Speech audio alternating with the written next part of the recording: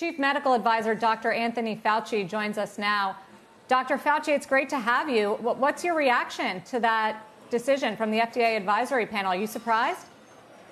No, in some respects, I'm not surprised that they didn't vote that it goes all the way down to 16 years old. But as Meg said, what's going on right now, which is going to be critical discussion, is going to be at what age would they consider making the recommendation for the third boost? Is that going to be 60, 50, 40? We don't know. And that's the reason why we just need to wait for the deliberation and the decision of the advisory board, and then what the FDA will do in taking that recommendation or not. So there's still a lot ahead, even though we have one element of the decision, not the decision, but the recommendation and the vote, which, as I mentioned, it's not totally surprising. I think the critical issue is at what age will be the cutoff, if any. And based on the research and the studies you've seen from Israel and elsewhere, Dr. Fauci, would you recommend a booster shot for the older cohort, which they still might vote on here? You know, I have publicly said that looking at the data from Israel, that I would be in favor of boosters. I'm not going to give you my age group that I would, because I don't want to get ahead of the advisory committee at the time that they're deliberating. I think that would be inappropriate.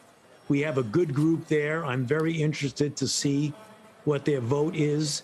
So I really would like to respectfully refrain from making an age prediction. But so didn't you advise President Biden to announce booster shots, which he did several weeks ago, and actually targeted next week for Americans to get their boosters? That's incorrect. What we said, that we need to plan in case the FDA and the CDC make a recommendation.